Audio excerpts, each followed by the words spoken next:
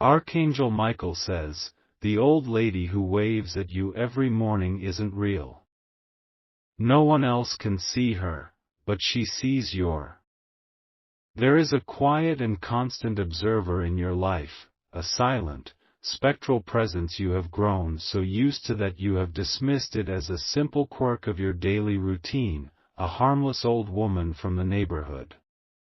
I have a message for you that has been sent with great and terrible urgency from the Archangel Michael, the great defender of the chosen and the celestial warrior against all unseen thieves. It concerns this old lady who waves at you every single morning. The one you see from your window, or from across the street.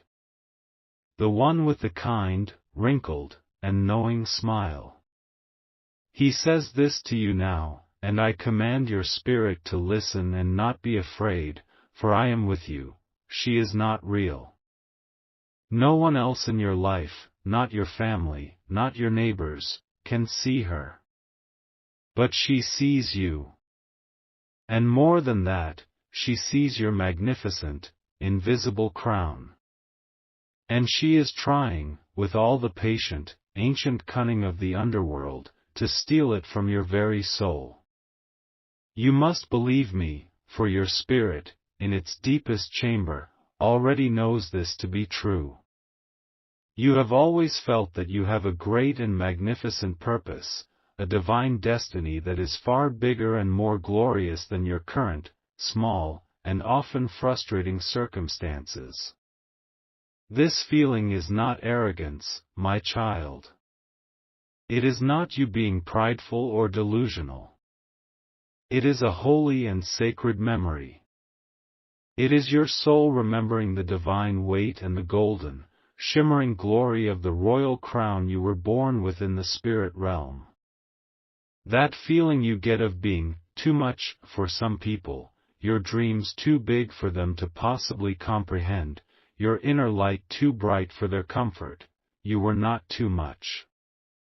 You were simply showing them the crown of destiny they did not have, and it made them deeply, spiritually uncomfortable. You have the heart of a king or a queen, the spirit of a true and noble royal, but for too long, you have been living in the servants' quarters of your own life. Today, you ascend to your rightful throne. This is a word of dire and immediate urgency for you, in your home in Darbhanga, on this day, Saturday, September 27th. As I speak to you now, it is afternoon. The final, invisible, golden cord that attaches your royal crown to your spirit is scheduled to be severed by this entity at the exact moment of sunset, at precisely 5:43 p.m. your local time. At that moment, she believes the transfer of ownership will be complete, and your divine destiny will become hers to wear. You have, as I speak these words, a little over 2 hours to fortify your divine claim, to reinforce your royal right, and to banish this ancient thief of destiny from your life and your lineage forever. The sun is now beginning its descent over Mithila, casting long, grasping shadows. Each shadow is a hiding place for this entity, her power growing as your day comes to a close. At 5:43 p.m., the moment the sun disappears, the final shadow of the day will fall, and in that shadow, she intends to complete her wicked work. You are in a race against the setting of your own sun. Your focused attention at this moment is a declaration of your power. The scrollers and the doubters have already looked away, for they have no crown for her to see. But you do. And she is watching you listen to this message, and she is beginning to tremble. The antagonist, this bold lady, is not the harmless ghost of a former resident. She is an ancient and powerful entity known as a familiar spirit, a spirit of ancestral envy. Generations and generations ago, in your own bloodline, there was an ancestor who was deeply and bitterly jealous of a royal or a blessed lineage. They were second best, the brother of the king, the handmaiden of the queen. They lived their entire life in the long, cold shadow of a glory they could never touch. When they died, their powerful, focused, and obsessive envy did not die with them. It became a homeless, hungry spiritual entity, a being whose entire existence is now defined by this one ancient, covetous desire. And it has searched through the generations of your family until it found you, the one who carries the pure, undeniable spiritual DNA of that same blessed and royal lineage. It has found in you the crown it has been hunting for centuries. Her daily wave is not a friendly greeting. It is a spiritual scan. It is a psychic probe. Every morning, she has been studying you, learning the divine frequency of your unique destiny, analyzing the holy light of your personal crown. And with each passing day, she has been slowly, patiently weaving a web of spiritual energy around it, a sticky, dark web designed to detach your crown from your spirit so that she can attach it to herself. This is the hidden, supernatural source of your recent and most troubling struggles. The feelings of confusion and deep apathy that have descended upon you like a thick, gray fog. The profound and frustrating lack of direction you have felt, as if you have completely forgotten who you are and where you are going in life. The terrifying sense that your inner spark, your passion, your ambition, your very life force, is slowly but surely dimming. You have not been losing your way, my child. Your spiritual compass, your golden crown of destiny, has been in the process of being stolen. That little, insidious voice in your head that has been telling you to give up on your big dreams, to settle for less than you are worth, to believe that you are not special or worthy of greatness, that is not your voice. It is her voice, a hypnotic whisper which you have been hearing in your sleep. She has been trying to convince you to take off the crown yourself, to lay it down in the dust out of sheer weariness, so she can simply walk over and pick it up without a fight. But her time is up. Her reign of secret, silent theft is over. A divine and glorious reversal is at hand. This entity's greatest weakness is that it is a pretender to the throne. It is not a true royal, and therefore it cannot simply take the crown by force. It must be given willingly, or it must be stolen from one who is not paying attention. Its only power is in deception and subtlety, not in true, divine force. But you are paying attention now. I have opened your eyes and your ears. Her exposure will be your victory. The first sign of this reversal will happen tomorrow morning. When you wake up, and you look to the place where you usually see her, she will not be there. The window will be empty. The street corner will be vacant. Her sudden, complete absence will be the deafening sound of your personal triumph. The very air in that spot will seem different to you. It will be clean. You will realize that you have been looking at a psychic distortion, a spiritual smudge on the window of your reality, and I have now wiped the glass perfectly clean. But for that to happen, you must first act. You must perform the sacred ceremony that was neglected at your spiritual birth. You must anoint yourself and reclaim your own throne. The ritual is simple, but its power is ancient, royal, and profound. Kings and queens are anointed. You will now anoint yourself. I want you to go to your kitchen and take a small amount of oil.